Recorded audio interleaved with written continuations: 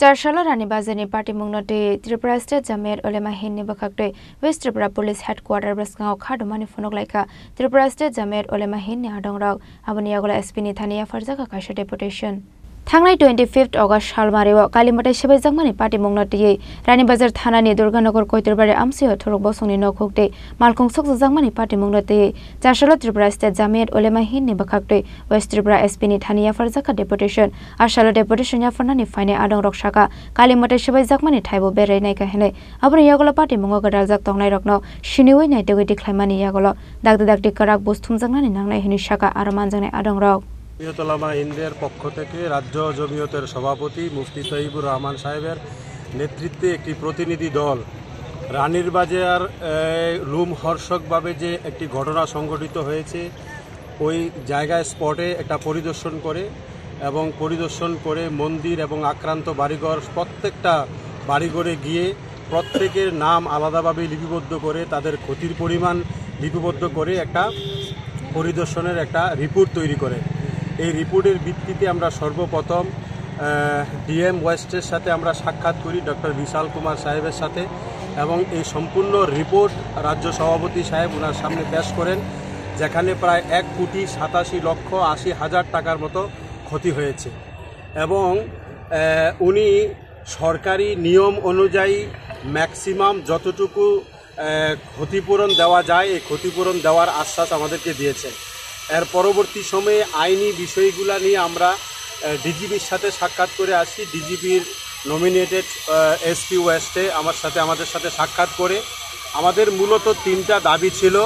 সর্বপ্রথম যে সমস্ত দুষ্কৃতির দ্বারা মন্দির আক্রান্ত হয়েছে, মূর্তি ভেঙেছে, এই কালফিটদেরকে বের করে দৃষ্টান্তমূলক শাস্তি দিতে হবে।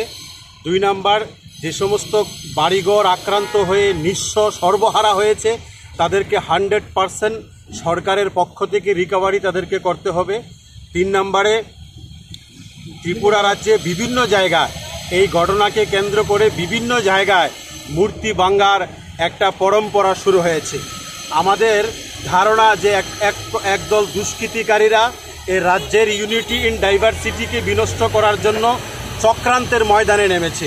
তাই এই রাজ্যের শান্তি সম্প্রীতি ও সৌহার্দ্যকে বহাল রাখার জন্য রাজ্য সরকার এবং প্রশাসন কঠোর হস্তে যাতে দমন করে তার জন্য বলিষ্ঠ ভূমিকা যাতে পালন করে, এটা আমাদের দাবি ছিল।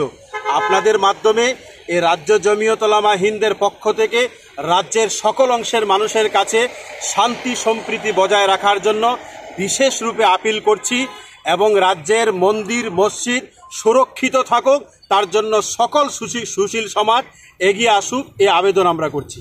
আপনার পরিচয়টা? আব্দুর রহমান। ডিজিপি করছেন, নমিনেট করছেন এসপিকে, বলছেন আপনাদের কি আছে সব বলেন। তো আমরা বলছি যা কিছু হয়েছে, যারা মন্দির তুলছে তাদেরও শাস্তি হওয়া দরকার, যারা গড় তুলছে জ্বালাইছে তাদেরও শাস্তি হওয়া দরকার এবং যাদের ক্ষতিগ্রস্তদের উপযুক্ত ক্ষতিপূরণ দেওয়া দরকার। 2 নম্বরে, এত বড় মামলার মধ্যে তাদের বেল কীভাবে পাইল? বেল তো হওয়ার কথা নয়, বেল কীভাবে পাইল? ওনারা বললেন আপনারা এটা তো কোর্টের ব্যাপার, যদি দরখাস্ত করেন তারা বেল মিলছে দিতে পারে তাদের। আমাদের কত বেল পায় কীভাবে? এবং এত বড় ঘটনা হওয়ার পরে বেল পাওয়ার তো কথা নয়। যে আমাদের দাবি 3টা। 1 নম্বরে, যারা মন্দির ভাঙছে তাদেরও শাস্তি হোক, যারা গাড়ি নষ্ট করে জ্বালাইছে, ঘর জ্বালাইছে, চুরি করছে, ক্ষতিপূরণ করছে তাদের ক্ষতিপূরণ চাই। 3 নম্বরে চাই তাদের বেল হয়তো হইতে পারে না, বেল কীভাবে হইল।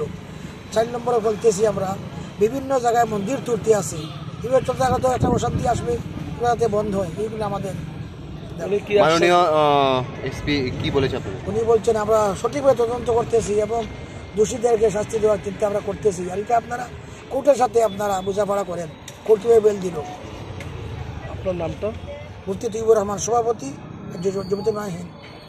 কয় দফা দাবি নিয়ে আপনারা গেছিলেন? 3 দফা দাবি। ব্যুরো রিপোর্ট, চিনি খরাং।